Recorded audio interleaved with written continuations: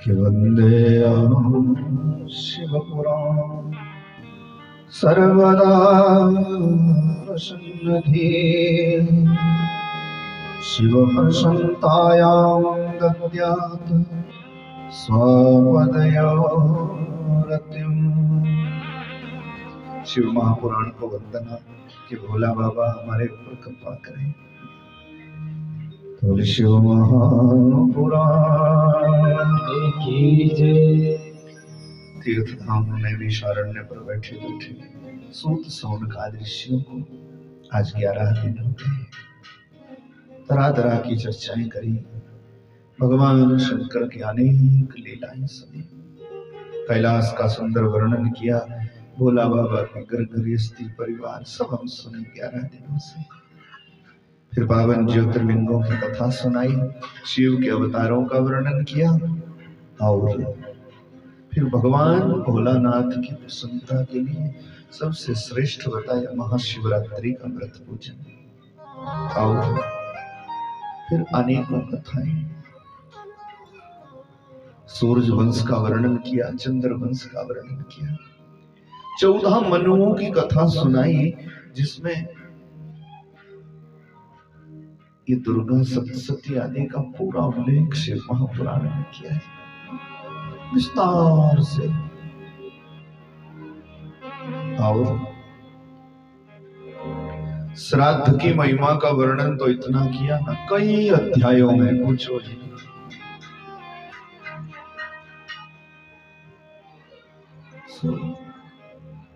श्राद्ध के संदर्भ में 7 व्याधों की कथा सुनाई, बड़ी सुंदर, बहुत अध्यायों में। 11 दिन तक उसी की चर्चा करें ना तो पूरी ना हो, ऐसी कथा सुनाई। भगवान कृष्ण की शिव भक्ति का वर्णन किया जाए, क्योंकि एक दूसरे के पूरक हैं सब। और फिर भूगोल का वर्णन किया, इतिहास तो बताया ही बताया ना, भूगोल का वर्णन किया। भूगोल क्या,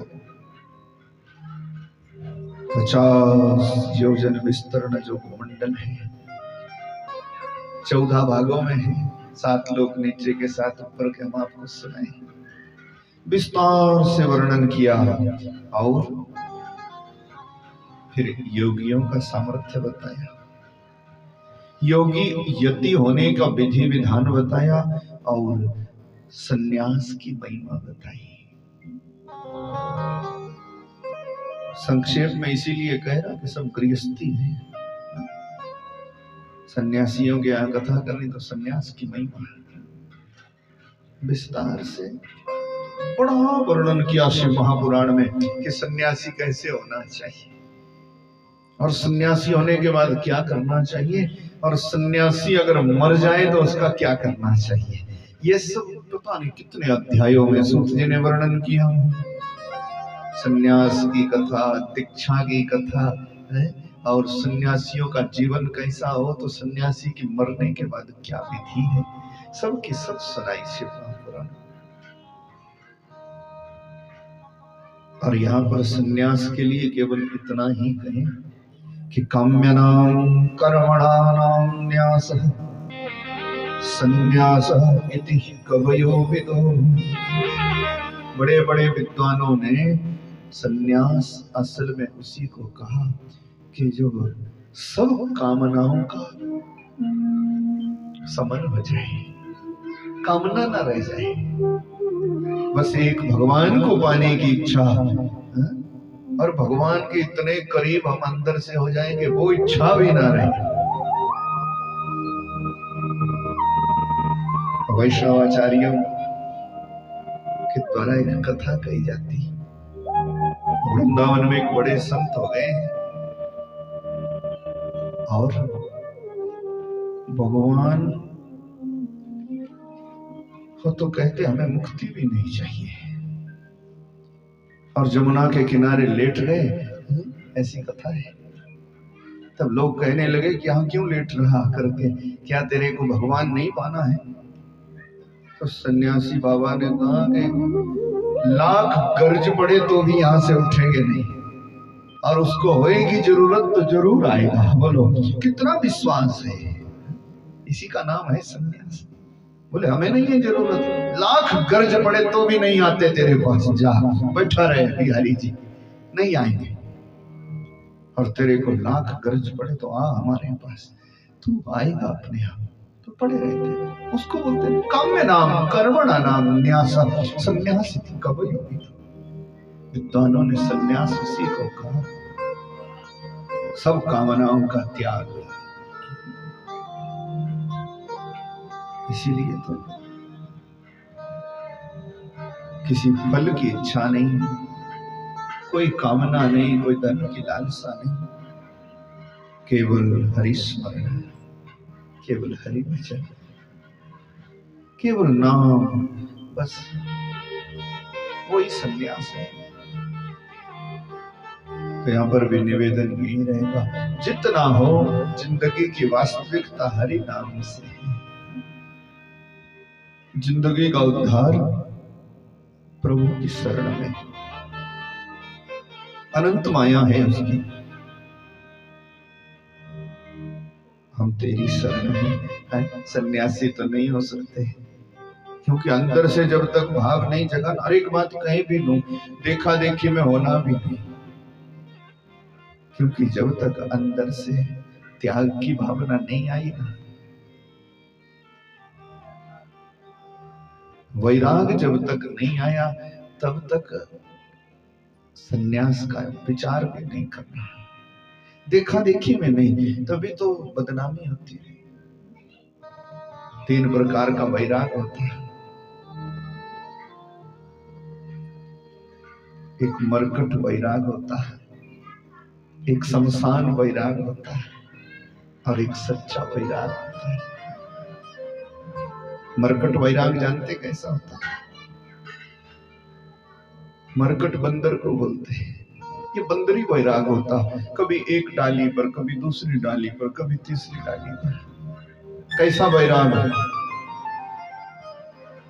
छोटी छोटी बात पर उठ जाना और तब कहना मैं अब कभी नहीं आऊंगा, मैं चला था, लो कर लो जो करना। कभी चाय में शक्कर ज्यादा हो गई, कभी सब्जी में नमक कम रह गया, तो फिर सारी उम्र कमाया और खाने का भी साथ नहीं, खाने का भी कोई ढंग नहीं, मैं नहीं आऊंगा, चलो वैरागी हो गया। और कई तो फिर ऐसा कर लेते, झोले में 2-3 सूट डाल के निकल भी पड़ते। फिर स्टेशन पर घूमते, थोड़ी देर के बाद आता, जाऊंगा कहाँ, बोलो वैराग खत्म। थोड़ी देर के बाद आ जाते, फिर ड्यू पर बैठ जाते।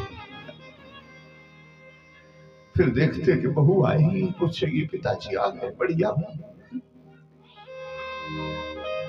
और अगले भी विचार कर लेते कि रोज रोज का ये नाटक किस बुढ़े का हो गया, ना भी आए तो जाने दे, जाएगा जा, चला जाए। और तब तक बाबा जी बाहर आ गए, बैठे हुए। सुबह गया था बैरागी बनने, अब कभी दोबारा आऊंगा नहीं, शकल नहीं देखूंगा तुम्हारी। और दोपहर तक वापस आ गया। भूख भी लगाई है, अब बाहर सोच रहा कोई बुला लेता, क्योंकि अपनी अकड़ बाबा जी बन गया, कोई बुला लेता तो कुछ खाता। तब तक छोटा पोता आ जाता, ओह दादाजी आ गए, दादाजी आ गए। धीरे धीरे फिर उनके साथ चला जाता अंदर। और बहू बेटे जब भोजन पानी रख देते तब बोलता आज माफ किया, मुन्ने की याद आ गई तो वापस आ गया, अगर दोबारा गाना पानी करी कभी वापस नहीं आऊंगा। 4 दिन बाद फिर वही नाटक करता है। उसको बोलते मरकट वैराग्य। थोड़ी देर में चला जाता, थोड़ी देर में वापस आ जाता। दूसरा होता शमशान वैराग। शमशान वैराग्य, जब कोई मर जाता है ना, तब लोग जाते हैं अंतिम यात्रा में। और ऐसे भी जो कभी भगवान का भजन नहीं करते, जो कभी पूजा पाठ तो छोड़ो, तो शमशान में बैठ के पता क्या कहते हैं एक दूसरे से, अरे भाई सच्ची घड़ी तो यही है। देखो बेचारा, कल हम सब इकट्ठे थे, कल हमारे साथ सैर करने गया था, रात को पता नहीं क्या हुआ, 10:30 बजे ही चक्कर आया, मर गया। इतना अच्छे विचारों का था, इतना बढ़िया था, अपनी तो कितनी अंतरंग मित्रता, अंदर के अंदर की बात कह देता, आज बेचारा राख हो गया। क्या ले जाना भाई इस दुनिया से। फिर बैठे बैठे लोग कहते अब चाहे कुछ भी हो जाए, कल से जब तक 11 वाला भगवान के नाम की नहीं करेंगे तब तक पानी भी नहीं पिए। और अभी शमशान से आते, फिर चलते चलते रास्ते में गपशप करते करते घर आते, तो फिर बाहर से ही आवाज देते, पहले नहाना नहीं है, कितनी देर हो गई, तो बढ़िया मसालेदार चाय पिला दे। नहाने का तब देखेंगे। आजकल ना लोग मरते भी है यार ठीक टाइम से नहीं। अब 10:30 बजे रात को मर गया, तब से परेशान। खाना पीना, पहले चाय बना, थोड़ा जरा फुर्ती आ जाए, सुफुर्ती हो, उसके बाद नहाएंगे। तो बोलो कहाँ चला गया वो बैराग, कहाँ चला गया? जब तक शमशान में थे तब तक तो कह रहे अब कल के बाद 11 माला जब तक हरि नाम की जपेंगे नहीं, पानी भी नहीं पिएंगे, क्योंकि ये सच्ची घड़ी है भाई, मरना तो है। और दूसरे दिन फिर कहते हैं वैसे के वैसे हो जाते हैं भाई, उसको बोलते शमशान बैराग। और तीसरा होता सच्चा बैराग, सच्चा त्याग कबीर का मन से दिया कि जिनका मन मैला भया सो डूबे मझधार। सच्चा त्याग, अंदर से जब ये भावना आ जाए मैं प्रभु का हूं और प्रभु मेरे हैं, बाकी यही लिया और यहीं पर खत्म हो जाएगा। छूट जाएंगी नाते रिश्तेदारियां, पता नहीं। वो सुनाए थे ना हम आपको, साथी है मित्र गंग के जल बिंदु पान तक, अर्धांगनी भी बढ़ेगी केवल मकान तक। जाना होता तो गेट से आगे फिर नहीं जाती माता है, नाता रिश्तेदारी है, फिर गेट से ले आते वापस, अब जाने वाला गया, ये नियम है। और साथी संगी जब चल रही तब तक बड़े भारी दोस्त होते जी, और जब लग गया कि मर जाएगा बचेगा नहीं, तो लोग हाल चाल पूछने थोड़ी आते हैं। बेटे को सुना सुना के कहते हैं बड़ा अच्छा आदमी था बेचारा तेरा बाप, पर अब क्या करें, क्या सेखी चलती भगवान के आगे, फिर भी दोस्त भगवान को लगाते, क्या सेखी चलती। हमारी तो बड़ी गहरी दोस्ती थी बच्चा, चलो कोई बात नहीं, हमारा इतना बढ़िया लेना देना होता, अभी तक भी 1.5 लाख रुपया मेरा इसके पास है, तो कोई बात नहीं, ये ठीक हो जाए, वो आ जाएगा, तो चले जाते हैं। तो इसलिए नहीं आए कि ये मित्र है, इसलिए आए कि अब ये मर जाएगा, इसके सामने ही जरा ये पक्का बता दे बच्चे को कि भाई मेरा भी पैसा है। सो कौन आता? साथी संगी जब देख लेते कि अब ये बचेगा नहीं, छोड़ देते भाई, धीरे धीरे खिसक जाते, कौन रह जाता है। साथी है मित्र गंग के जल बिंदु पान तक, अर्धांगनी भी बढ़ेगी केवल मकान तक। परिवार के सब लोग चलेंगे शमशान तक, और बेटा भी फर्ज निभाएगा केवल अग्निदान तक। इससे तो आगे भजन ही है साथी, हरि के भजन अकेला रहेगा। इससे तो आगे भजन ही है साथी, हरि के भजन अकेला रहेगा। अरे मन ये 2 दिन का मेला रहेगा, कायम न जग का झमेला रहेगा।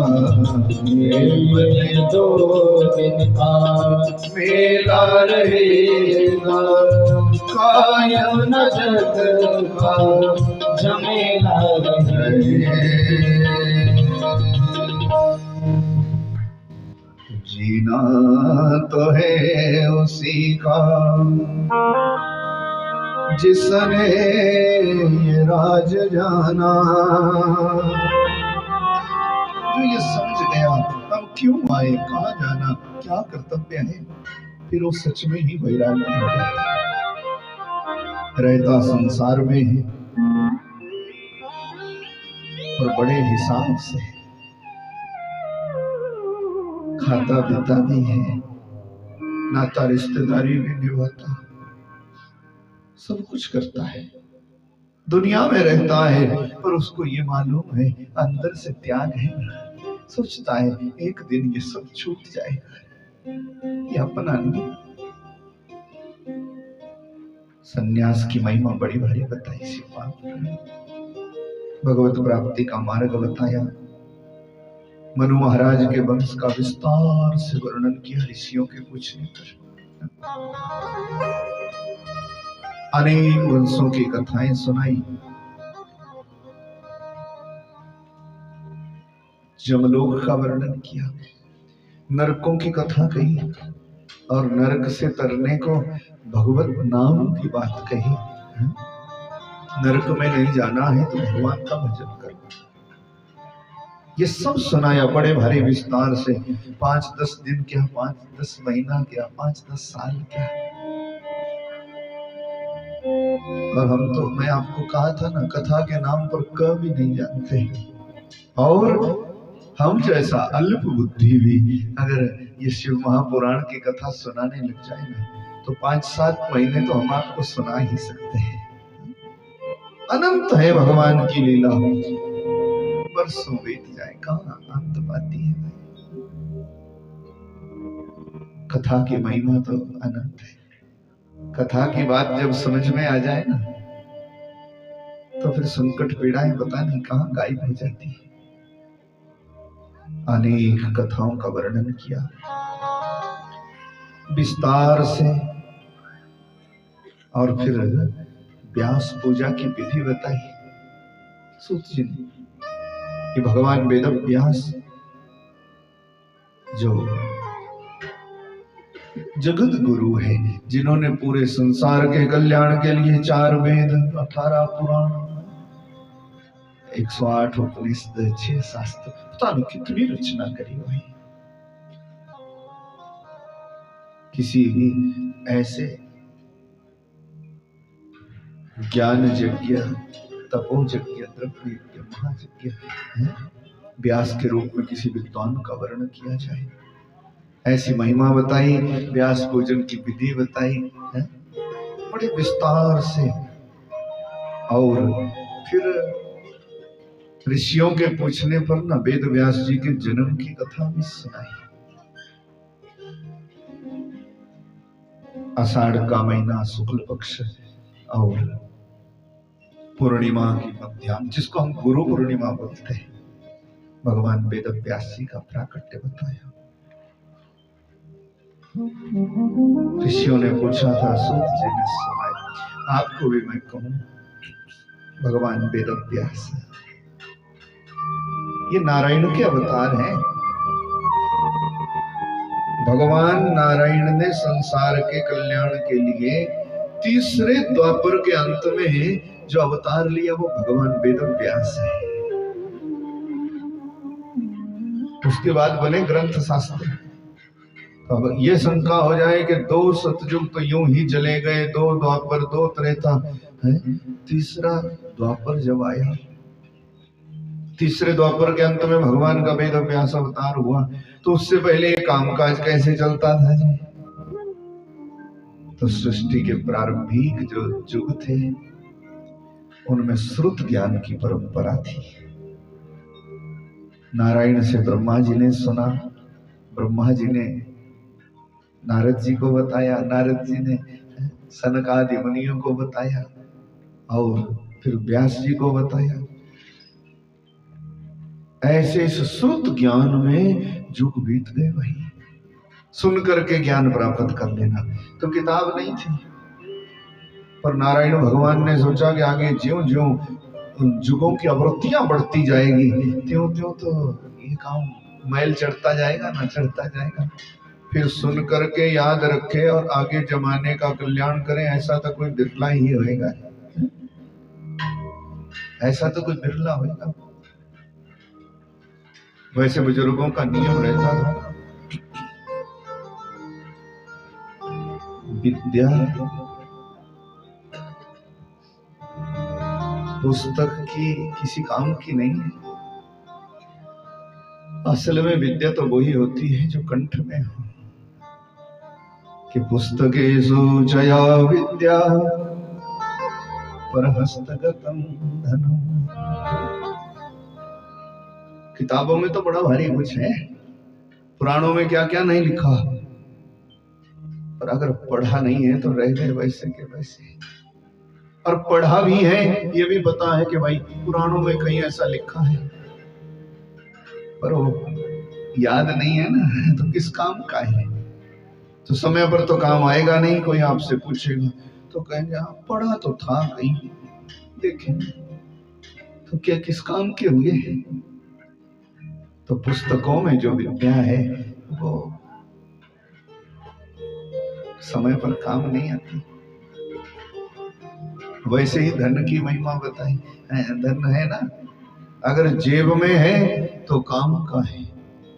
पता है कि समय आएगा ना, कहेंगे तो ये ले भाई, और समय आएगा तो कहेंगे मेरे पास 15 लाख रुपए हैं, पर मैंने फलाने दोस्त को दिए हैं, उससे जरा भी मांग लेते तो भरोसा थोड़ी ही आएंगे कि नहीं। ये समय आने पर दूसरे की जेब का धन चाहे अपना है और ग्रंथों में रखी हुई विद्या काम नहीं आती है। विद्या वो जो कंठ में हो उसको बोलते श्रुत ज्ञान। फिर आगे बांट देना, किताब तो है नहीं। श्रुत ज्ञान की परंपरा थी। नारायण भगवान ने सोचा युगों की आवृत्तियां बढ़ती जाएगी तो कुंठित होता जाएगा जमाना, मैल चढ़ता जाएगा। फिर बिना किसी ग्रंथ के, बिना किसी साधन के कैसे याद रखेंगे, कैसे सुनाएंगे। इसीलिए नारायण ने अवतार लिया, उसको बोलते वेद व्यास। बोले वेद व्यास भगवान की जय। फिर बनाए 4 वेद, फिर बनाया महाभारत, फिर बनाए 108 उपनिषद, 17 18 पुराण, फिर हुई ईश्वर कृपा और दुनिया को बांट दिए। भगवान वेद व्यास जी के अवतार की कथा पूछी थी। ऋषियों ने कहा सूत जी समस्त संसार को ज्ञान प्रदान करने वाले नारायण भगवान का जो व्यास अवतार है वो कब कैसे और कहां हुआ, जरा ये विस्तार कर दो ना। सूत जी ने फिर सुनाना प्रारंभ किया। आपको भी मैं सुनाऊं, भाव से बोलो न। बोले वेद व्यास भगवान की जय। महाराज सूत जी ने कहा कि पहले समय में उपरीचर नाम का एक राजा था। भार्या का नाम गिरिका था। बड़ी बढ़िया गृहस्थी चल रही और औलाद नहीं थी, इससे दुखी रहता था। समय चलता गया, समय समय पर देवी देवताओं की पूजा, समय समय पर पितरों का श्राद्ध। उसको बोलते धार्मिक।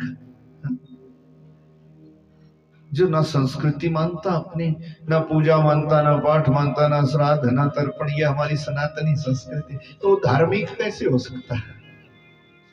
फिर हम बोलते धार्मिक है, धर्म को मानता ही नहीं तो धार्मिक कैसे होगा। ठगे जा रहे हैं हम लोग। और फिर हम ही खड़े हो जाते हैं, हम ही बोलते हैं यार माला पकड़ने से क्या होता है। पहले पकड़ना सीखेगा ही नहीं तो पहुंचेगा कैसे कहीं ना कहीं। जब पहुंच जाएगा तब समाधि कर ले, पर सीधे तो समाधि हो नहीं सकती भाई। विधि नहीं, कर्म कांड नहीं, धार्मिक कैसे हो। उपरीचर महाराज परम धार्मिक है जी। श्राद्ध आते हैं तो श्राद्ध करते हैं, नई फसल आती है तो फिर बड़े प्रेम से देवताओं का यज्ञ करते हैं। भाई नियम है ना, अपने 6 महीने के बाद देवता की पूजा, 1 साल के बाद पितरों का श्राद्ध। उपरीचर महाराज के भी देवताओं पितरों का श्राद्ध आ गया। और उस समय का नियम था, श्राद्ध में मांस पिंड लगता था। शिव महापुराण में एक और सुंदर कथा है। ऋषियों ने पूछा कि अब ये मांस पिंड निषेध क्यों कर दिया, अब मांस से पितर प्रसन्न क्यों नहीं होते, उल्टा श्राप दे देते, रुष्ट हो जाते। तो कथा तो बड़ी लंबी चौड़ी है, पर आपको सुनाऊं कि एक महात्मा के पास भाई 7 शिष्य होते थे। वही तो 7 व्याध बन गए, 7 जोनियां उन्होंने अलग अलग भुगती। तो सप्त व्याधा दसारणेषु, जगह जगह घूमते गए और फिर जंगलों में जाकर के वो हंस बन गए थे। उन्होंने फिर ऋषि से ज्ञान पाया तो तरे थे। ये व्याध कौन थे? बोले एक गुरुजी के पास पढ़ते थे ना 7 बालक, और सतयुग की बात के किसी जीव को भगवान को वही चढ़ा दे और उसके बाद अपना काम चला ले, तो जो अवशेष बच जाए ना, जैसे हड्डी बच गई तो जल लिया और उसको अभिमंत्रित किया कि वह हिरण जिंदा हो जाए, उसको जिंदा कर देते। इतनी सामर्थ्य होती, यज्ञ का काम भी चला लेते। उसी की देखा देखी में हम बलिदान करते हैं ना आजकल जगह जगह, ये फलाने देवता को फलाने देवता को, पर ये नहीं जानते कि उनको जिंदा करने की ताकत होती थी। वो जिंदा कर सकते। जब जिंदा करने का हमारे को ताकत है ही नहीं, किसी को तो मारने का अधिकार भी कहां से आ गया, फिर तो महापाप हुआ। ऐसे सतयुग की बात। और महाराज इन दुष्टों ने जो चेले थे ना 7 ऋषि के, इन्होंने एक दिन क्या किया कि भगवान के ही नाम से, तो पितरों के ही नाम से चलो, और ऐसा महाअनर्थ किया। ऐसी कथा है कि 7 ने मिलकर के गुरु जी को नहीं पूछा और बोले पितरों का श्राद्ध है, पितरों को थोड़ा चढ़ा देंगे और फिर हमारा भी कल्याण हो जाएगा, पाप भी नहीं लगेगा। तो गुरु जी के आश्रम की एक गाय काट दी थी मांस के लालच में, और गुरुजी ने इनको श्राप दिया था, जन्मों जन्मों तक भयंकर वनों में घूमते जाओ। कभी ये राक्षस बन गए, कभी पिशाच बन गए, कभी कीड़ा मकोड़ा बन गए, कभी 7 जन्म बाद हंस बने थे। परमात्मा की कृपा से इनका उद्धार हुआ। और ऋषि ने इनको श्राप दिया था, मूर्खों तुमने तो उपद्रव किया, गाय को मार डाला। आज के बाद किसी भी जीव के मांस से जो भी कोई कार्य करोगे या जो मांस खाएगा उसका सर्वनाश हो जाएगा, वो कर्महीन हो जाएगा, नरकों में उसकी गति होगी। ऐसी कथा है। तो आदिकाल का समय तो मांस पिंड लगता था। मृगया करने को गए थे महाराज ये उपरीचर, और पूरा दिन भर घूमते रहे, कहीं इनको कुछ जानवर हाथ नहीं लगा कि चले पितरों का श्राद्ध की पूर्ति हो। यज्ञ के लिए कोई पशु नहीं मिला। शाम को सोचा मैं कल तो श्राद्ध है और खाली जाऊंगा तो श्राद्ध की विधि कैसे पूरी होगी। जमुना के किनारे चले गए। शाम हो गई कि यहाँ पर कोई ना कोई पानी पीने आएगा, मार करके ले जाऊंगा। वही बैठ गए, पर शाम का समय और जमुना का किनारा तो भावभीनी पुष्पों की सुगंध, तरह तरह के फूल खिले, भौरा गुंजन कर रहा है। और महाराज उपरीचर का तो काम बढ़ आया, वासना बढ़ गई। कितना सुंदर जगह है, कितना बढ़िया है। और वासना बढ़ी तो अपनी भारी गिरिका की याद आ गई। और ये भी साथ में याद है, धार्मिक राजा था ना, कि आज उसका ऋतु काल है और उसके रजो दर्शन की आज 13वीं 14वीं ये रात्रि है। अगर आज की रात्रि में मेरी भार्या के गर्भ रहेगा ना, तो भविष्य में नाम चमकाने वाली संतान पैदा होगी। एक बात कहूं, ये सनातन छोटा नहीं, हमारे यहाँ गर्भाधान का भी संस्कार है। बोलो कि कब हमारे औलाद गर्भ में रहे ना, तो फिर कैसे लक्षण वाली होती है। समय बेसमय का हमने तो अब ये ख्वाब ही छोड़ दिया, क्या नहीं। किसी शुभ मुहूर्त का गर्भ ना खानदान को तार देता है, और किसी बेढंगे समय में गर्भ में आई हुई औलाद सो खानदान को नरक बना देती। याद रखना, इसकी बड़ी महिमा है, बहुत बड़ी। ये विचार की जरूरत है। हमारे 16 संस्कारों में पहला संस्कार गर्भाधान संस्कार।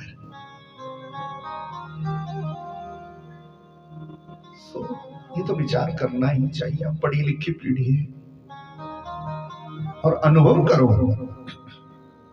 अनुभव रखो कि अगर किसी शास्त्र के ग्रंथ के द्वारा बताए गए समय में औलाद आती है ना, तो वो कितनी ताकतवर होती है, कितनी शक्तिशाली, कितनी परम धार्मिक, कितनी माँ बाप की बात मानने वाली। ये विचार रखो, सोचो विचार।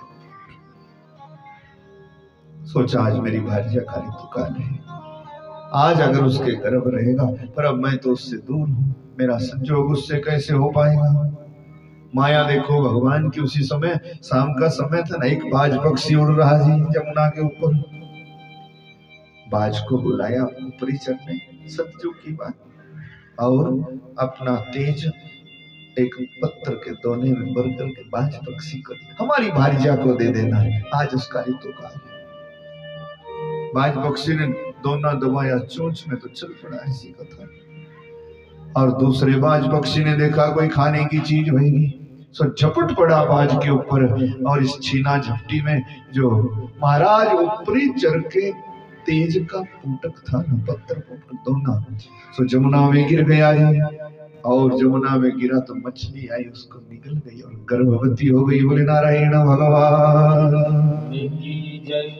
समय चलता गया, जाल डाला मछुआरे ने, मछली आ गई थी जाल में, बड़ी भारी उसके गर्भ में बालक थे।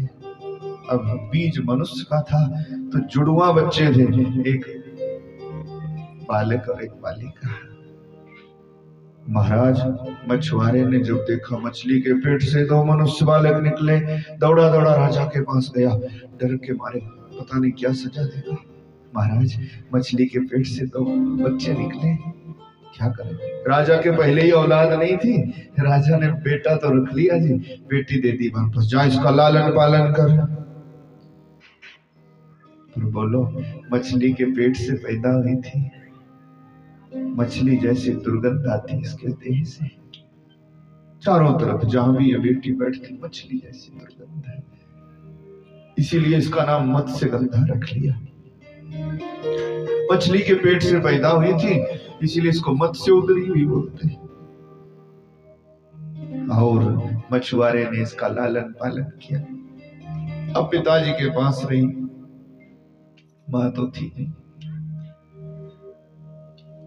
लालन पालन करता है बेचारा, गरीब नाविक, नौका चलाता, यात्रियों को पार करता और राम राम बोलता, भाई पूछो ही ना। और ऐसे ही पिता के साथ पलते पलते पलते ये मत्स्यगंधा जवान हो गई जी, नौका चलाना भी सीख गई, साथ साथ अब नौका में यात्रियों को भी पार कराती, पिताजी के पास रहती। समय चलता गया और एक दिन की बात, समय की चाल कैसी कब हो जाए पता नहीं। एक दिन की बात, चले आए थे पराशर मुनि तीर्थ यात्रा करते करते, दोपहर का समय हुआ, जमुना के किनारे पहुंचे। सूत जी कहते सब नाविक इस समय भोजन कर रहे थे, मत्स्यगंधा भोजन कर चुकी थी। और पराशर बाबा ने कहा मेरे को जमुना पार करनी है भाई, कोई नौका ले आओ अपनी। और संत का कायदा होता है, संत की महिमा भी होती है, श्राप का डर भी होता। सबके सब घबरा गए, अब भोजन छोड़ के जाएं तो भी ठीक नहीं, और कहीं बाबा का क्रोध फूट गया तो भी ठीक नहीं, क्या करें। मछुआरे ने कहा सुनो सुनो, सब भोजन करो, हमारी बेटी भोजन कर चुकी है, सो महाराज को जमुना से पार करा देगी। मत्स्यगंधा नौका में बिठाया महामुनि पराशर को और चल पड़ी। दोपहर का समय और जमुना की धारा के बीच में जब नौका पहुंची, उसी समय ये जो पराशर मुनि है ना, भूत भविष्य वर्तमान की खबर जानते हैं, 3 काल जानते कि आगे क्या होने वाला है, ज्योतिष के पारंगत विद्वान है। जैसे जमुना की धारा के बीच में पहुंचे, इनको कुछ दृष्टांत हुआ समय की चाल में। इस समय की अगर औलाद होगी तो दुनिया के कल्याण के लिए 18 पुराण लिखेगी, बोले नारायण भगवान की जय। इस समय की औलाद होगी, 18 पुराण लिखेगी, दुनिया का बेड़ा पार हो जाए। और जिसका ये बालक होएगा वो भी तो अमर होएंगे, उनका भी तो नाम रहेगा, क्यों ना इस घड़ी को बेकार जाने दो। ये विचार करते करते फिर सोचने लगे कि पुत्र प्राप्ति के लिए तो नारी जाति की जरूरत है, क्योंकि सामर्थ्य तो मां को ही है, पास में नारी जाति कोई है नहीं। वो मछुआरे की बेटी नौका चला रही है। लोक कल्याण के लिए महामुनि पराशर ने सोचा क्यों ना ये औलाद इसी के गर्भ से हो जाए, तो इसकी भी महिमा हो जाएगी, नाम अमर रहेगा, जब तक दुनिया रहेगी तब तक कथा गाई जाएगी। कथा हर किसी की थोड़ी गाई जाती है, नहीं तो बड़े बड़े हुए हम आप जैसे चले गए, कोई आ रहे कोई जा रहे, कौन किसकी कथा गाता है। महामुनि पराशर ने सोचा कथा गाई जाएगी। मत्स्यगंधा का हाथ पकड़ लिया, बोले देवी ये मुहूर्त ऐसा है, ये समय ऐसा है, इस समय की औलाद होगी तो भविष्य में 18 पुराण लिख करके दुनिया का कल्याण करेंगी, तो हम आपसे पुत्र चाहते हैं। मत्स्यगंधा तो बेचारी डर गई, ये बाबा कैसा, क्या मेरे को कह रहा, ये सब मैं कैसे निभाऊंगी, और क्रोध करेगा तो श्राप दे देगा। डर गई, डर के मारे नौका अगर ठीक चली नहीं तो डूब जाऊंगी। इसीलिए हाथ जोड़े, बोले महाराज आप एक काम करो ना, जब तक हम जमुना के पार नहीं चले जाते तब तक इंतजार करो। जमुना पार पहुंचे, पराशर बाबा ने फिर कहा देवी इस समय की औलाद भविष्य में 18 पुराण लिखेगी, हम आपसे पुत्र प्राप्ति चाहते हैं। मत्स्यगंधा ने कहा देखो आप तो कितने बड़े विद्वान हैं, आप सब जानते हैं कहां ठहरी मैं, बैर और ब्याह एक समान से होना चाहिए, ब्याह करना हो तो भी देख लेना चाहिए कि कुछ निभ सकेगी कि नहीं। ब्याह के लिए सब ये विचार की जरूरत है कि बराबरी लगभग दोनों खानदानों की होनी चाहिए भाई, और बैर में भी वैसा ही विचार करना चाहिए। लड़ाई झगड़े का विचार हो तो देख लेना चाहिए कि मेरी चलेगी कि नहीं चलेगी। अगर निभ नहीं सकते ना तो फिर पहले ही हाथ जोड़ करके चाहे थोड़ा घाटा खा लो, अपने को विनाश से बचा लो। बैर करने का भी ये तरीका बताया शास्त्रों में, बैर करना हो तो देख लेना चाहिए कि मेरी चलेगी कि नहीं, इसीलिए पहले ही कह देना चाहिए भाई, थोड़े में निपट जाना चाहिए। और ब्याह करने को भी ये सावधानी की जरूरत है। बुजुर्ग लोग करते थे ना, सबसे पहले खानदान पूछते हैं, कथा में सुनाता रहता मैं कई बार कि खानदान कैसा है। पहले ऐसा समय था ना, देखते थे बातचीत करने वाले भी उनको क्या बोलते, बचुल्ला, बचोला नहीं बनना चाहिए। कहते खानदान कैसा है, खानदान देखते कौन कैसा खानदान किसी का है, तब जाके रिश्तेदारी करते कराते लोग। धीरे धीरे फिर समय की चाल बदलने लगी, फिर सोचने लगे यार खानदान तो ठीक ही होगा, पल्ले में माल होएगा तो खानदान भी बढ़िया होगा। फिर सोचने लगे, फिर ऐसा जमाना आया बोले कि भाई जगह जमीन है, बढ़िया जगह जमीन का मालिक है, खानदान बढ़िया है तो रिश्ता कर लो। फिर धीरे धीरे जमीन का खटका भी खत्म हो गया, तो बदल गया जमाना। फिर लोग कहने लगे कि नौकरी चाकरी है, तो फिर नौकर चाकर की बड़ी इज्जत होने लगी। धीरे धीरे समय आया कि और अब कुछ साल पहले तो ऐसा समय आ गया कि भाई लड़की का जो ससुर बनेगा वो क्या करता है, बोलो।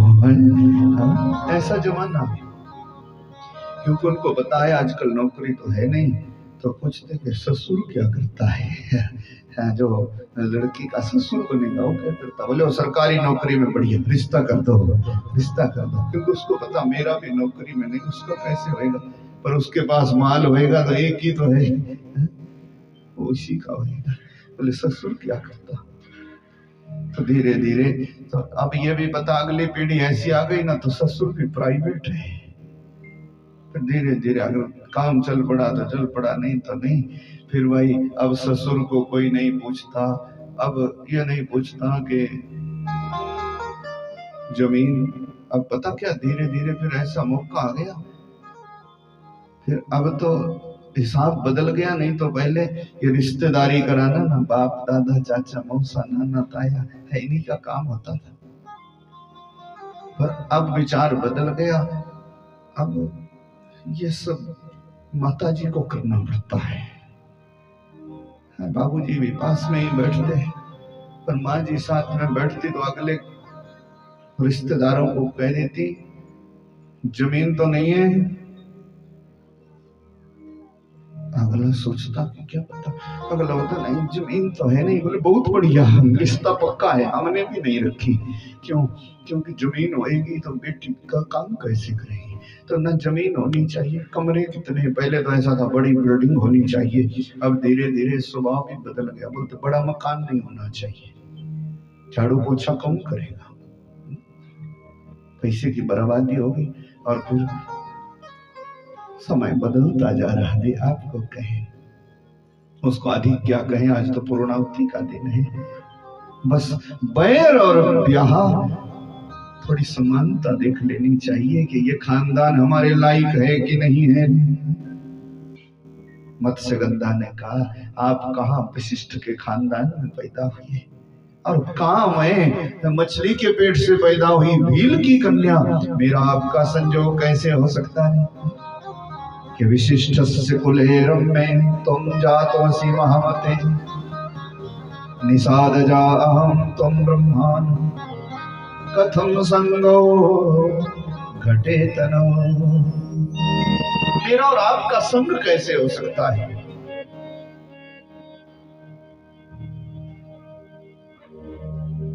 पराशर मुनि ने सोचा तो बात बिगड़ गई। बोले देवी इस समय की जो औलाद होगी वो अमरता पर ले जाएगी, हमारे का नाम होएगा जब तक सृष्टियां चलेंगी। आप सोचा क्या करें। बोले सुनो आप तो विद्वान हैं, ये जो संतान प्राप्ति का कार्य है ना, ये रात्रि का काम है, इस समय दिन है, देवी देवता जगह जगह घूम रहे तो श्राप देंगे हमारे। पराशर मुनि ने जमुना का जल लिया, कोहरे का आच्छादन कर दिया, दिन में रात्रि जैसा अंधकार, चारों तरफ अब कोई देखता नहीं है। बोले देवी अब संसार की रक्षा के लिए इस काम को पूरा करो। तो मत्स्यगंधा ने कहा महाराज मेरे शरीर से मछली जैसी गंध आती है, मेरी औलाद कैसी हुई, मछली जैसी गंध आती। विद्वान है पराशर जी, तो जमुना का जल लिया और अभिमंत्रित करके मत्स्य गंधा को छींटा लगाया। जहां तक आती थी मछली जैसी गंध, वहां तक फूलों जैसी भावभीनी सुगंध आने लगी महाराज। और कह दिया आज के बाद तो मत्स्य गंधा नहीं रहेगी, मत्स्योदरी नहीं कहेंगे तेरे को, आज से तेरा नाम सत्यवती होगा। बोले नारायण भगवान की जय। तेरे को सत्यवती के नाम से जाने, तेरे शरीर से पुष्पों जैसी सुगंध आया करेगी। देवी फिर से हाथ जोड़े, बोले महाराज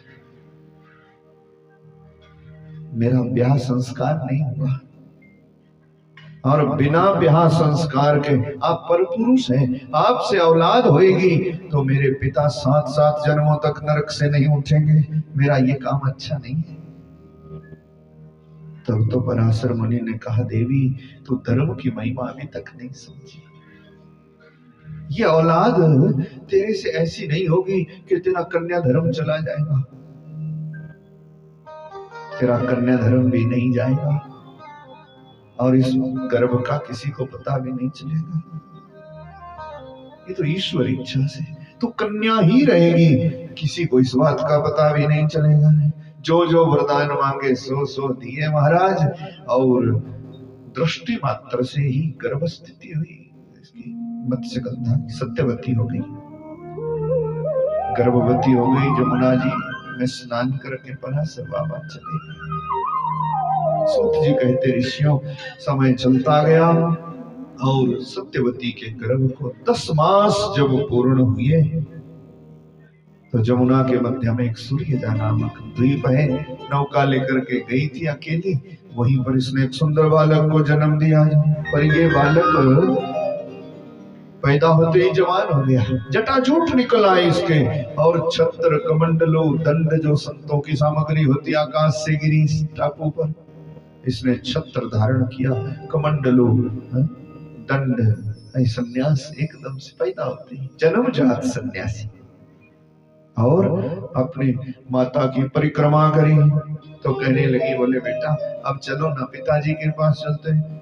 हाथ जोड़ करके कहा माता मैं केवल तेरा ही पुत्र नहीं, मैं पूरी दुनिया की जितनी माताएं हैं उन सब का पुत्र हूं, दुनिया का कल्याण करने को आया हूं। अब मैं चला तीर्थ यात्रा पे, तेरे को जब भी जरूरत पड़े ना उसी समय याद कर लेना, मैं कहीं भी होऊंगा तेरे सामने हाजिर हो जाऊंगा। ऐसा वरदान दिया जी। और ये बालक परिक्रमा करके तीर्थ यात्रा पर निकल गया है। सूत जी ने कहा ऋषियों ये कोई और नहीं है, यही हमारे सदगुरुदेव भगवान वेदव्यास जी हैं। और तीर्थ यात्रा करते करते फिर बद्रीनाथ में कुटिया बना ली, वहीं पर 4 वेद, महाभारत, 108 उपनिषद और पुराणों की रचना करी महाराज। दुनिया का जो आज भी बेड़ा पार कर रहे हैं, ऐसे भगवान वेदव्यास जी के अवतार की कथा सुनाई। जिस दिन भगवान प्रकट हुए वेदव्यास, आषाढ़ मास की शुक्ल पूर्णिमा को मध्याह्न की बेला में, उसको गुरु पर्व का है, उसको गुरु पूर्णिमा बोलते हैं। कि व्यास जी का जन्मदिन है। और अनेकों कथाएं फिर सुनाई। अंत में कह दिया हरि नाम ही बेड़ा पार करने वाला है। अनेकों कथाएं उनकी महिमा क्या सुनाई। तीर्थ धाम नैमिषारण्य पर बैठे थे सूत सौनकादि ऋषि, अनेक तीर्थों की महिमा बताई जो हम आपको बताते आए इतने दिन से। 4 धामों की महिमा का वर्णन किया, गंगा जमुना सरस्वती सबकी कथा सुनाई। और गंगा जी के आने की बड़ी लंबी चौड़ी कथा सुनाई कई अध्यायों में, पूछो ही ना। हर हर महादेव शंभो काशी विश्वनाथ गंगे, हर हर महादेव शंभो काशी विश्वनाथ गंगे, हर हर महादेव शंभो काशी विश्वनाथ गंगे, हर हर महादेव शंभो काशी विश्वनाथ गंगे, हर हर महादेव शंभो काशी विश्वनाथ गंगे, काशी विश्वनाथ गंगे, काशी अमरनाथ गंगे, काशी विश्वनाथ गंगे, काशी अमरनाथ गंगे। हर हर महादेव शंभो काशी विश्वनाथ गंगे, हर हर महादेव शंभो काशी विश्वनाथ गंगे, हर हर महादेव शंभो काशी विश्वनाथ गंगे, हर हर महादेव शंभो काशी विश्वनाथ गंगे, काशी विश्वनाथ गंगे, काशी अमरनाथ गंगे, काशी विश्वनाथ गंगे, काशी अमरनाथ गंगे। हर हर महादेव शंभो काशी विश्वनाथ गंगे, हर हर महादेव शंभो काशी विश्वनाथ गंगे, हर हर महादेव शंभो काशी विश्वनाथ गंगे, हर हर महादेव शंभो काशी विश्वनाथ गंगे, हर हर महादेव शंभो काशी विश्वनाथ गंगे, हर हर महादेव शंभो काशी विश्वनाथ गंगे। शंकर भगवान की जय। अनेकों कथाएं सुनाई, 14 विद्या और 64 कला का भी वर्णन किया है। बड़ा विस्तार से 14 विद्या क्या है, 64 कला क्या है, और फिर ये भी कह दिया कि ये जो 14 विद्या और 64 कला है, इनमें पूर्ण तो परमात्मा श्री कृष्ण ही है भाई। ऐसे कृष्ण की महिमा बताई शिव महापुराण में। 14 विद्या और 64 कला अगर कोई जानता, भगवान कृष्ण।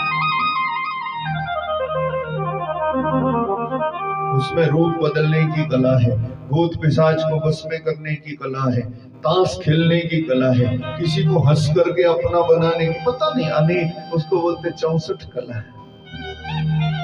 64 कला संपूर्ण है भगवान। 14 विद्या और 64 कला है, उनका बड़ा भारी वर्णन किया जी। एक एक कला की 4-4 बन जाती ना, ऐसे 16 कला से 64 हो जाती।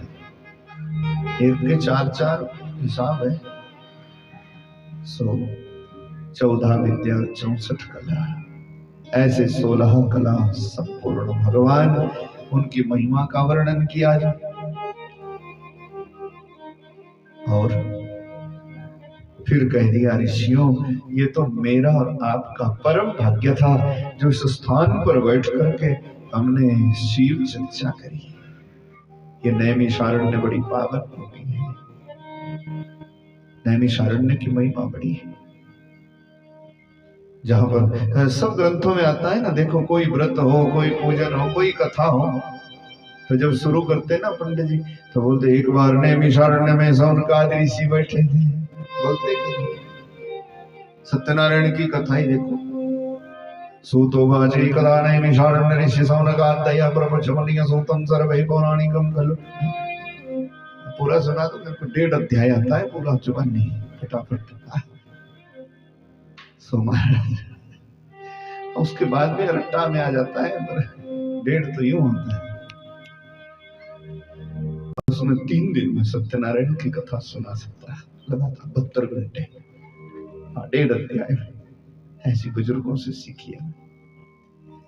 पर यहाँ इतना ही बता रहे कि सूत जी नैमिषारण्य में शौनकादि ऋषियों को कथा सुनाते हैं। एक बात और याद रखना, देखो ये इन 88,000 संतों में ऐसा कोई नहीं है जो भगवान की कथा नहीं जानता है, और फिर भी रोज कथा सुनते हैं। इसका कभी विचार करना।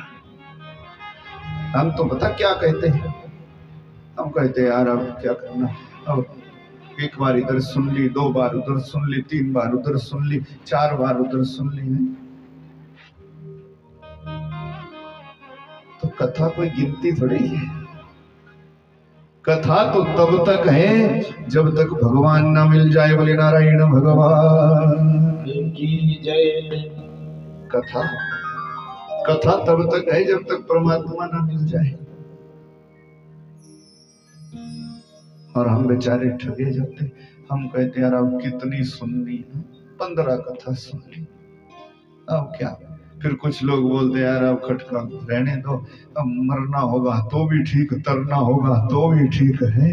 सब ग्राउंड ही छोड़ देते हैं, किनारे हो जाते हैं। बोलो कथा के लिए तरह तरह की विकृतियां आ जाती। कई जगह है, एक जगह तो 5-7 कथाएं हमने कर ली। तब एक मित्र हमारे कहते टेस्ट चेंज होना चाहिए। बोला है टेस्ट नहीं, मिठाई खाओगे तो मैं का शुगर हो जाएगी, नमकीन खाओगे तो बीपी बढ़ जाएगा। मैं कहा इसलिए हाँ कभी गिद्धा कभी हाँ अलग अलग किया करो ना, हाँ बढ़िया रहता है। 2-4 साल बाद फिर हम देख लेंगे। टेस्ट चेंज नहीं होना चाहिए, चेंज होना चाहिए। मैं कहा 7-8 सब्जी होती, सबका अलग अलग टेस्ट है, वैसा करो भाई जो ठीक लगे। और याद आ गया ना, कई साल पहले एक जगह हम कथा कर रहे तो बड़ी धार्मिक माता जी थी, और उस बेचारी ने इसलिए कथा नहीं कराई हमसे कि उम्र में बहुत छोटा है, नहीं कराई। इसके पैर कैसे छूने, बस ये शंका फंस गई मन में, नहीं तो थी बड़ी धार्मिक। कथा जहां कहीं हमारी कथा होती सुनने को पक्का पहुंचती, और अगर लग जाए रटा तो वहीं लेट जाती, 5-4 दिन रह जाती। बोलो बूढ़ी 70 साल की बात, बहुत पहले की बात है। अब तो क्या पता, मैं नहीं देखा। पर फिर कहती कथा सुनने का मजा तो इधर ही आता है। बोले कथा तो मैं इससे ही सुननी, पर घर में नहीं करा सकती। मैं कहा क्यों? बोले इसकी उम्र बहुत छोटी है, तो पैर कैसे छूने। बोलो मैं कहा नहीं भी छुएंगी तो भी तो कथा सुनना जरूरी थोड़ी। फिर मैं एक बार तो कहता भी रामा जी पैर मैं तेरे छू लिया करूंगा रोज, तो दादी है। फिर बोले ना जो शंका फंस गई ना, उसने ये माला ही तोड़ दी बोलते हैं। बोलो ऐसी शंका है ना जगह जगह। बोले पक्की शंका फंस गया, माला ही टूट गया। हमने सुननी तो तेरे से ही थी, पर अब चलो कहीं इधर उधर ही सुना करूंगी जितना हो जाए, अब घर में तो करा नहीं सकती। मैं कहा क्यों नहीं? बोले पैर छूने का चक्कर आ गया। तो मैं कहा पैर तेरे मैं ही छू लूं, तो करा तो सही। तो तरह तरह की शंकाएं हो जाती हैं। ऋषियों में 88,000 संतों में ऐसा कोई है नहीं जो भगवान की कथा नहीं जानता। एक से एक बढ़कर के विद्वान है। देव ऋषय राज ऋषय ब्रह्म ऋषि सर्वेषां। कोई देव ऋषि है, राज ऋषि, ब्रह्म ऋषि, महर्षि है, कोई तपोनिष्ठ है, कोई यज्ञनिष्ठ है, कोई कर्मनिष्ठ है। कौन नहीं? संतों में कोई कमी है क्या? पर कहने का मतलब यही कि रोज फिर भी कथा, फिर कथा, फिर कथा। आज इस तीर्थ में बैठ जाते, कल उस तीर्थ में बैठ जाते, कल उसमें बैठ जाते। तो शिक्षा हमारे को यही है, कथा से जुड़ता तार भगवान से, और ये तार पक्का जोड़ के रखो जब तक कल्याण ना हो जाए। बोले नारायण भगवान की जय। इसीलिए कथा है, कथा तो जरूर सुना करना। अब आज यहाँ तो पूर्ण आहुति हो रही, पर जहां कहीं भी कथा मिले, कथा में जरूर जाना। सत्संग जहां कहीं भी मिले, सत्संग जरूर करना, क्योंकि सत्संग जीव का उद्धार कर देता है। धन्य होता वो देश जहां भगवान की कथा गाई जाती, धन्य होता वो प्रदेश जहां हरि कथाओं के प्रसंग होते रहते, वो नगर, वो गांव, वो परिवार, वो आंगन, वो दिल धन्य होता जहां भगवान की कथा फूटती है। ठाकुर की महिमा है। तो कथा जहां मिले जरूर जाना। वो कहते ना सोने लग देने महल चुबारे जिथे सत्संग लगदा। ऐसा एक बढ़िया भजन है।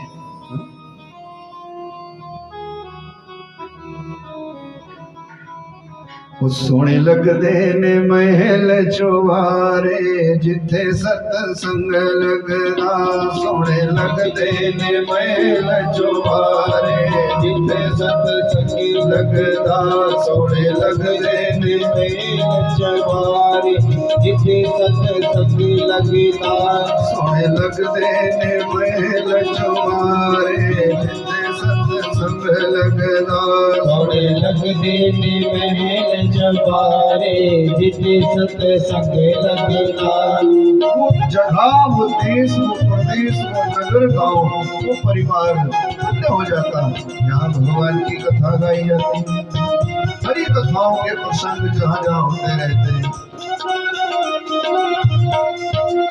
सतसंग दे विच सारे आओ। सतसंग दे विच सारे आओ। नंद मिल सारे प्रभु नुत आओ।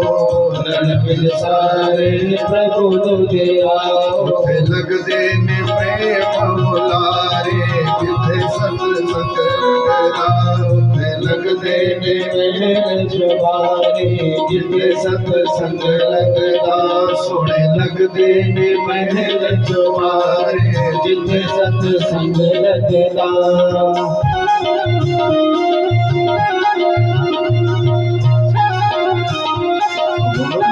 इसका मतलब कोई और बजाना पड़ेगा, और गाना पड़ेगा।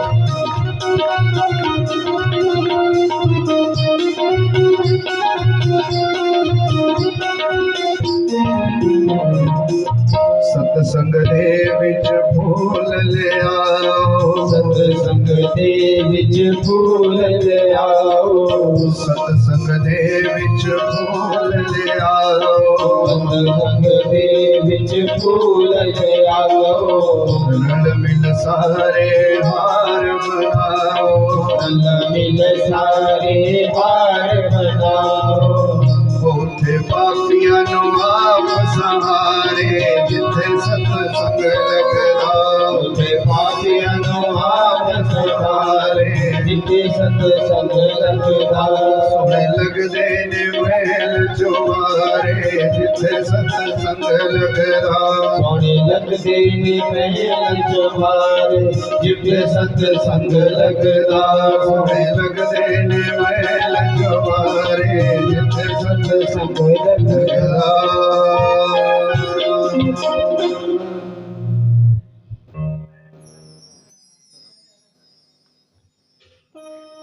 बोलो सत्संग की महिमा है।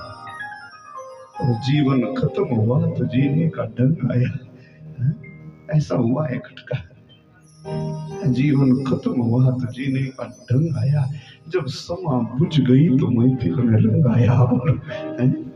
हुआ कि ये रंग आया पर बेटा ही आया।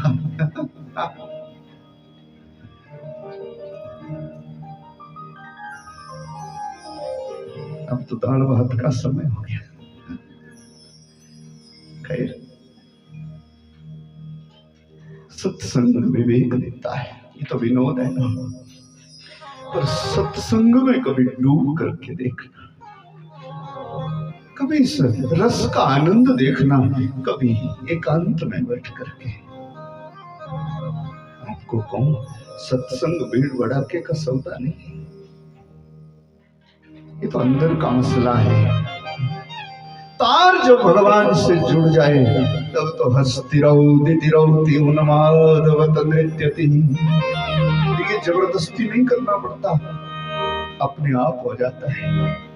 फिर ये पता नहीं लगता कि कब नाच हो जाता, कब गाना हो जाता, कब रोना हो जाता और कब हंसना हो जाता, कोई मालूम नहीं। ये वो रस है कि तब कथा मृतम तप्त जीवनम। गोपी गीत, गोपियां जब भगवान कृष्ण रास मंडल से अंतर्धान हो गए, सुंदर कथा है, तो बेचारी कोई हंसती, कोई रोती, कोई पागलों जैसी नृत्य करती करती। विसरित लज्जां समसुस्वरं गोविंद दामोदर माधवेति। प्रसिद्ध प्रसंग है भागवत जी का। लाज शर्म छूट गई, पता नहीं लगा कि कौन कहाँ है। बस केवल गोविंद, हे दामोदर, हे माधव, हमारा त्याग ना करो, हमारा त्याग ना करो। जब इस रस का पता लग जाता है तब सारे सुख पता नहीं कहाँ चले जाते हैं। निराली है सत्संग की महिमा। तो निवेदन यही है कि कथा जहां कहीं भी मिले जरूर सुना करना। जितनी सुलभ हो, जितनी सामर्थ्य हो, और जहां कहीं भी मिले कथा व्यथा मिटा देती। अगर जिंदगी की हर एक व्यथा मिटा लेनी हो ना तो कथा सुना करना। सार बस यही है। ऋषि लोग सब कथा जानते हैं फिर भी एक दिन कथा नहीं छोड़ते। तो आप भी कथा सुना करें जहां कहीं भी। कथा तो वो तत्व है जो परमात्मा से जोड़ देता है। तो कथा कभी छोड़ना नहीं, आनंद से जीवन जीना। ऋषि लोगों को यही शिक्षा दी सूत जी ने नैमिषारण्य में। कथा छूटे नहीं, हरि नाम की माला कभी टूटे नहीं। और धन का लाभ भी वही है किसी का जो कल्याण कर पाए। अपना कल्याण तो करो ही। सदाचार का वर्णन किया ना शिव महापुराण में, तो शिव महापुराण में कह दिया आत्म वित्तम त्रिधा कुर्यात्। धन का प्रयोग कैसे करना है, धन का उपयोग कैसे करना, तो शिव महापुराण कहते। सूत जी ने सदाचार का वर्णन किया ऋषियों को हमारे कल्याण के लिए। बोले आत्म वित्तम त्रिधा कुर्यात्, अपने धन के 3 भाग करना। आत्म वित्तम त्रिधा कुर्यात् धर्मम वृद्धि आत्म भोगता। 3 भाग करना। 1 भाग रखना तीर्थ यात्रा के लिए, पूजा पाठ के लिए, कथा वार्ता यज्ञानुष्ठान और व्रत पूजन परोपकार के लिए, जो धर्म बढ़े जिससे। 1 भाग रखना इसलिए। और दूसरा भाग बोले वृद्धि, दूसरा भाग बिजनेस लगा देना। धन से धन कमाया जाता है, धन नहीं होगा तो स्वाग पाओगे। पहले धन चाहिए ना, धन कमाने को धन चाहिए। इसीलिए बोले आत्म वित्तम त्रिधा कुर्यात्। बुद्धिमानों को चाहिए अपने धन के 3 भाग करें। पहला भाग धर्म के लिए रखे, दूसरा भाग वृद्धि के लिए। बिजनेस करें आज के हिसाब से। वृद्धि कह दूं तो आपको पता नहीं लगेगा, बिजनेस कह दूं तो सब जाने। बिजनेस में लगाया जाए अगला 1 भाग, धन से धन कमाया जाए। और वृद्धि का मतलब यहाँ पर एक और भी है, धन से धन कमाया जाए पर लूटपाट न की जाए। ब्याज भी उतना ही कमाया जाए जितना खप जाए। किसी की संकट का, किसी की पीड़ा का नाजायज फायदा ना उठाया जाए, नहीं तो फिर धन दुख देता है। सो धर्मम वृद्धि आत्म भोगता। और एक बात कहें, देखना कई लोग आपने ऐसे भी देखे उनके पास धन की तो कमी नहीं है, बड़ा भारी धन है पूछो ना, और अपने को फूल का भी नसीब नहीं है। कई सेठ हमने ऐसे देखे बेचारे, उनकी कितना बड़ा बड़ा कारोबार है पर उनको रोग बीमारी ऐसी लगी है, डॉक्टर ने कहा फूल का पानी में भिगो के खाना, ना नमक ना चीनी कुछ भी, नहीं तो मर जाएगा। है तो बेचारा करोड़ों का कारोबार, अरबों का कारोबार है पर फूल का पानी में भिगो के खाता है। डरो उस भगवान से। धन बेईमानी से कमाओगे तो क्या पता इस जन्म में, क्या पता अगले जन्म में। फिर अपने को फूल का भी नसीब नहीं, नमक चीनी का स्वाद नसीब नहीं। इसीलिए धन की भी व्यवस्था करो। धर्मम वृद्धि आत्म भोगता।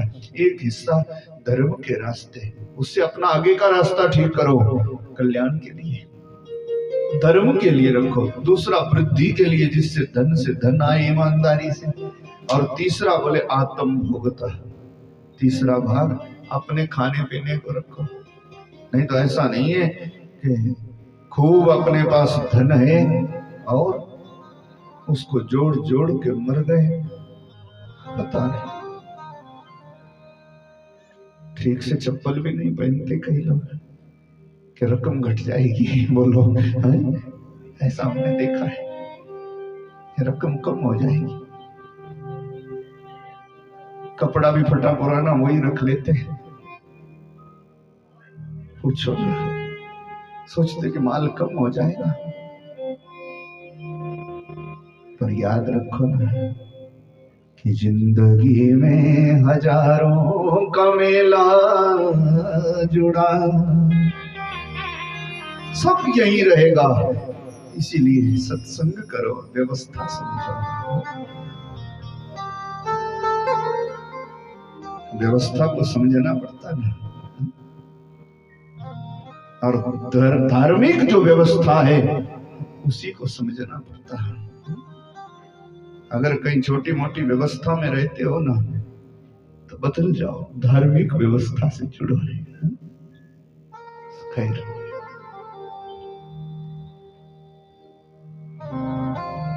धर्म वृद्धि और आत्म भोगता।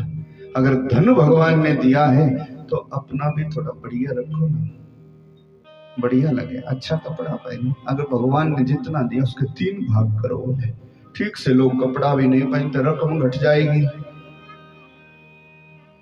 पर हम आप तो क्या है कि न राज राजे रहे, नाम रानी रहे, कहने सुनने को बस एक कहानी रही।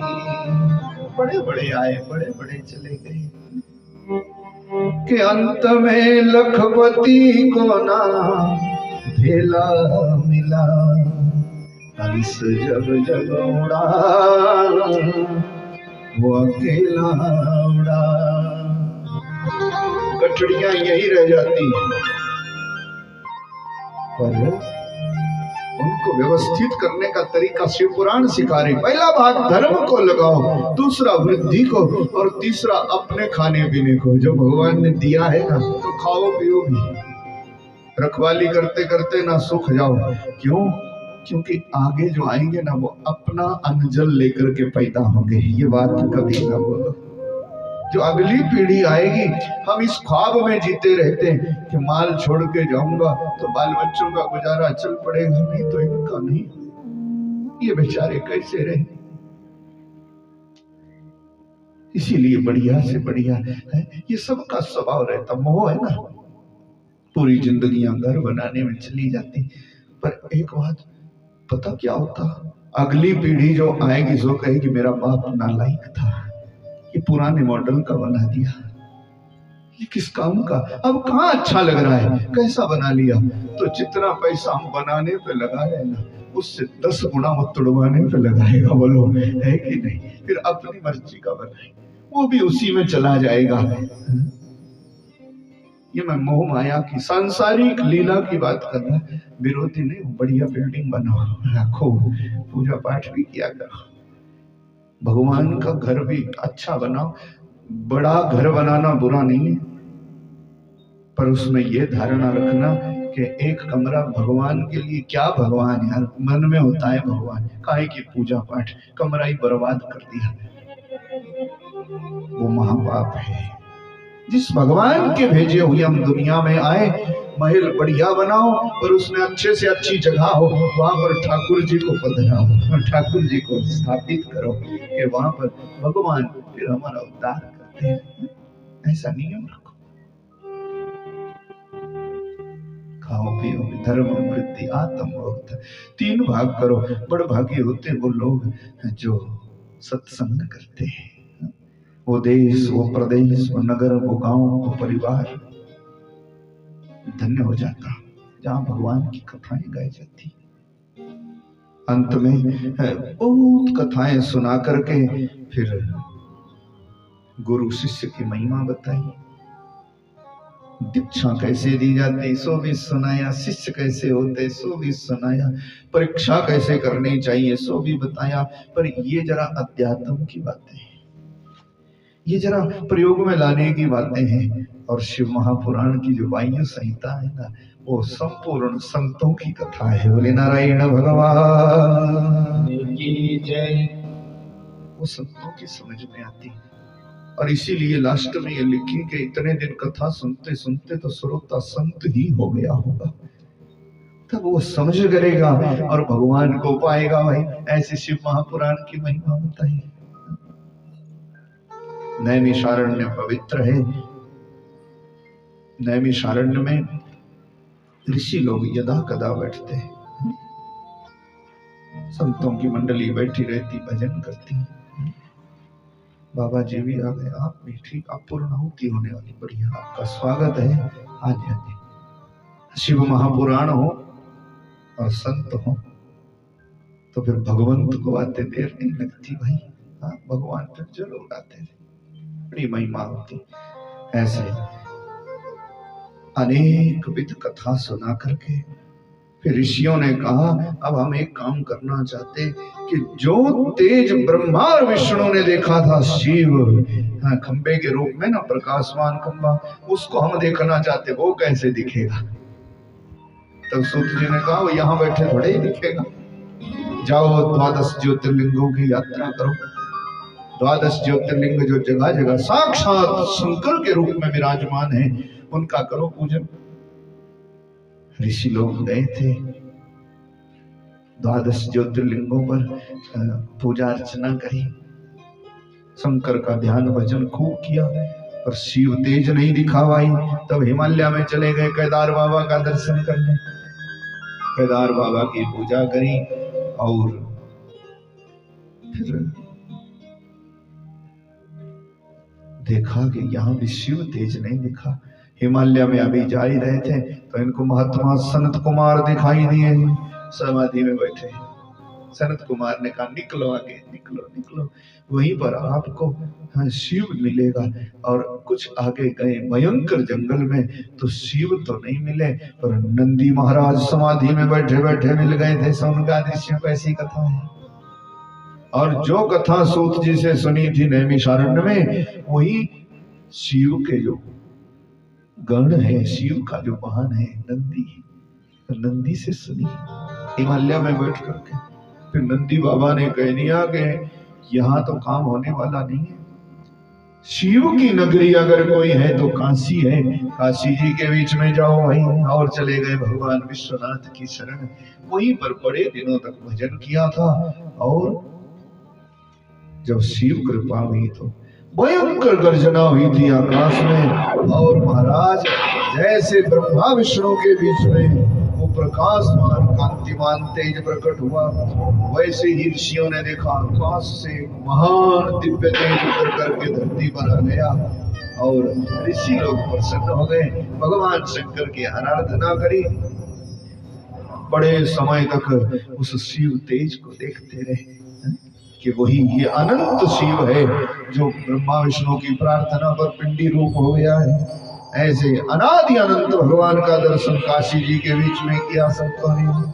बड़े समय तक वहीं भजन करते रहे, हर हर शंकर तब शरणम, शिव शिव शंकर तब शरणम, शिव शिव शंकर तब शरणम, शिव शिव शंकर तब शरणम, हर हर शंकर तब शरणम, हर हर शंकर तब शरणम, हर हर शंकर तब शरणम, हर हर शंकर तब शरणम, शिव शिव शंकर तब शरणम, शिव शिव शंकर तब शरणम, शिव शिव शंकर तब शरणम, शिव शिव शंकर तब शरणम, हर हर शंकर तब शरणम, हर हर शंकर तब शरणम, शिव शिव शंकर तब शरणम, शिव शिव शंकर तब शरणम, शिव शिव शंकर तब शरणम, शिव शिव शंकर तब शरणम। काशी जी के बीच में बड़ा भजन किया और फिर सूत जी के संग सीधे गए थे गंगा स्नान करने को हरिद्वार। ये भगवत प्राप्ति का मार्ग है। यात्रा हरिद्वार से ही प्रारंभ होती और वहीं पूरी होती, बोलो है कि नहीं? वहीं से प्रारंभ हुई। ऋषि लोग गंगा स्नान करके नैमिषारण्य में गए और कथा प्रारंभ कर दी। बाद में फिर हरिद्वार चले। तो कहीं कहीं ऐसा भी नियम है, किसी किसी इलाके में हम बाहर जाते हैं